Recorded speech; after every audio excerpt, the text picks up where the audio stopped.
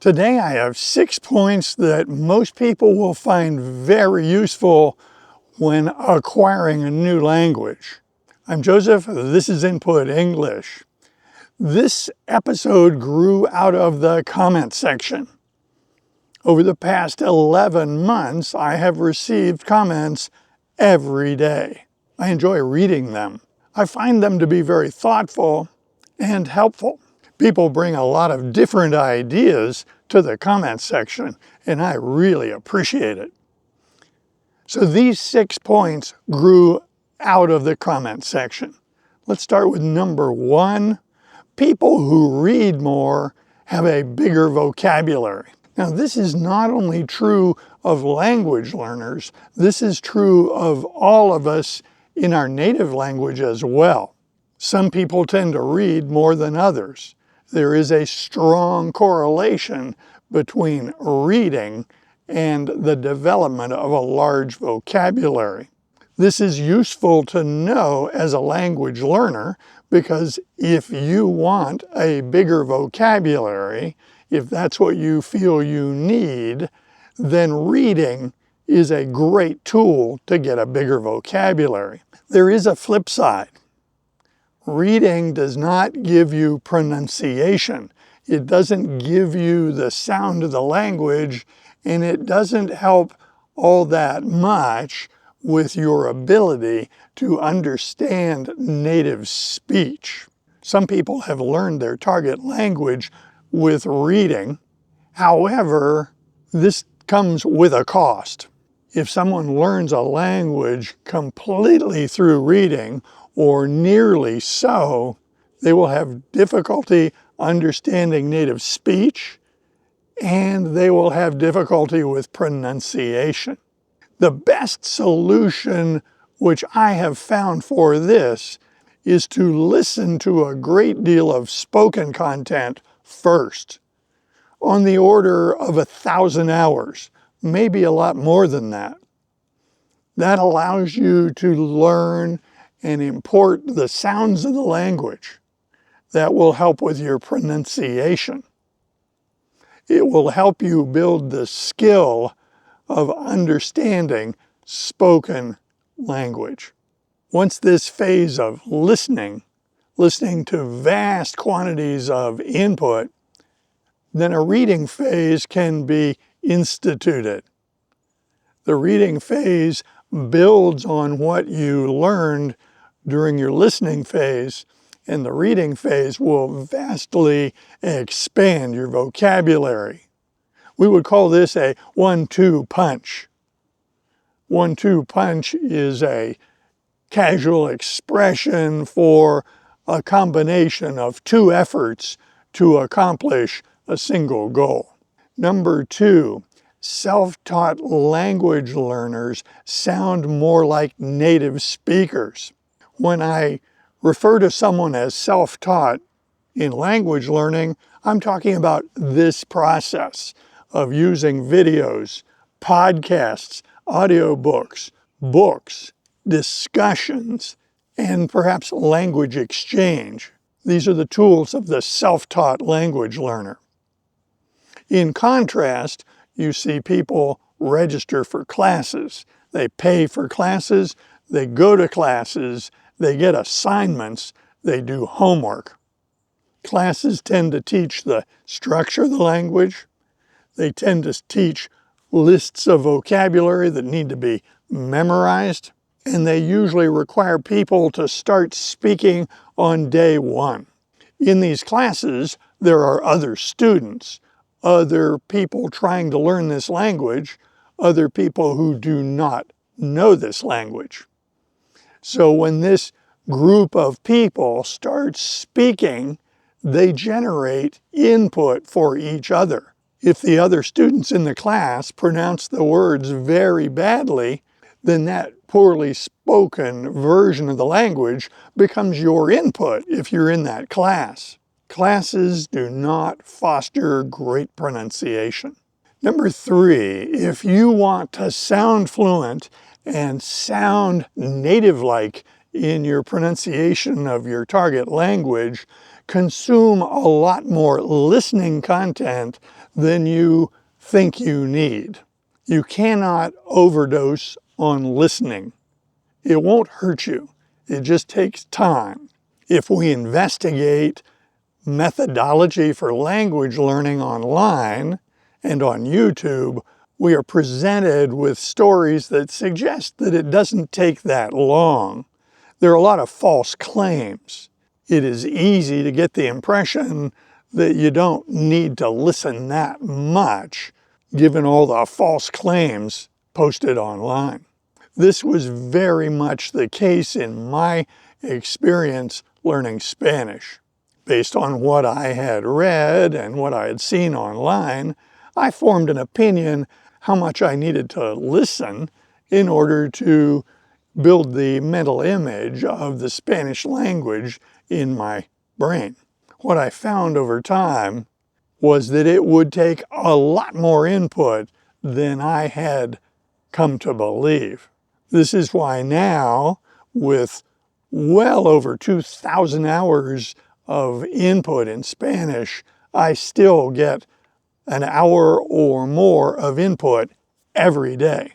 If you understand this point and implement a regular schedule of listening input every day, over time you will come to understand how valuable that is. When you have thousands of hours of input and your skills in English are quite good, you can look back to this behavior of acquiring huge amounts of listening input as one of the main factors for your success. Number 4, there is a very strong correlation between your ability to pay attention to the input and your ability to acquire the language. Comprehensible input does not mean listening to something in the background while you do another task. It requires that you focus your attention on the story, on the discussion. That way, when you understand the story, you acquire the language. That's the way comprehensible input works. If you're not paying attention to it, if you have no idea what's happening in the story, it's not going to serve you well at all. Number 5, the plateau sensation. Most language learners at the intermediate level get a sensation of a plateau. Progress seems to have slowed down. You have little indication that progress is actually occurring. Some people find that very frustrating. They feel like they've come up against a barrier that they cannot get past. We should remember that the plateau sensation is just that. It is a sensation. It is basically an opinion we form based on our observations. It does not represent reality. When we acquire language with comprehensible input, there is a lot going on that is beyond our observation. This is not explicit learning like memorizing the capitals of all the countries in Europe. That would be explicit knowledge based on memorization, and that is not what we are doing here. We are building a language in our mind as tacit knowledge. We acquire tacit knowledge by demonstration and experience. So with comprehensible input, the demonstration is the video or audio input or the reading input from a book. At this juncture, let me point out a funny observation. Online, you will see videos that criticize comprehensible input as passive, as if there's something evil about that. Now, they have an agenda. They're trying to get you to adopt their point of view, and frequently they're trying to get you to spend money and buy something from them. Let's think about this clearly. One of our major objectives in language learning is to build the skill, the ability to understand what other people are saying to us. The way you do that is by listening to spoken language. There's nothing passive about listening to spoken language for the purpose of building the skill to understand more and more complex input. If you encounter this sensation of a plateau, the key point here is to not let it derail you. Don't let it get you down. It's normal, and you should just move through it. More input. Rest assured that this will pass. For me, the best way to deal with the sensation of a plateau is add a lot of input. It will go away. And number 6, where is the best place to learn a language? Should we buy plane tickets and go to a country where the language is spoken every day in the street? No. Language is learned in the brain. It is experienced in our mind. You certainly are welcome to visit a country where English is spoken every day, but it's probably not a great use of your time or your financial resources if you would like to efficiently learn the language. Don't forget that learning is a brain function. Learning occurs in the brain. When I was trying to learn various languages, when I bought books and resources to learn those languages, I found grammar books. I found books that fostered translation. I found vocabulary lists. The resources back then were all based on traditional learning as if we were in class.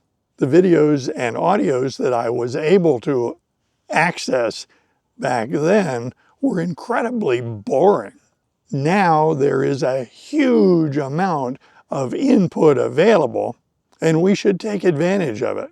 When I look online for input in Spanish, if the presenter is speaking English, I usually don't watch the video. I want input in Spanish, not a bunch of explanations in English. I already speak English. If the presenter is talking about lists of words, peculiarities of figures of speech, and grammar points, I don't watch the video. I find those videos boring and not consistent with our needs for acquiring a language with comprehensible input. This can be a challenge for all of us. In school, we became very good at explicit learning, learning facts, learning figures, dates. We learned the material, we passed the test, and then we moved on. This explicit learning might have taken the form of memorizing all the capitals of all the countries in Europe. That's explicit learning. We're not trying to do that. Language learning is best characterized as acquiring tacit knowledge, knowledge that is very interconnected with what we already know, and knowledge that we would have difficulty explaining in words. I have a video on tacit knowledge, and I'll put a link to that in the description. The psychology of tacit knowledge is fascinating, and it's very helpful for us to understand how comprehensible input works. A lot of this learning from vast amounts of input is at the subconscious level. If we try to acquire a language using explicit learning techniques, failure is predictable. Language learning with comprehensible input gives us tacit knowledge, and we learn tacit knowledge by demonstrations and experience. I hope you find these 6 points helpful. I invite comments below, And if you like videos like this, be sure to click on this one next. See you soon.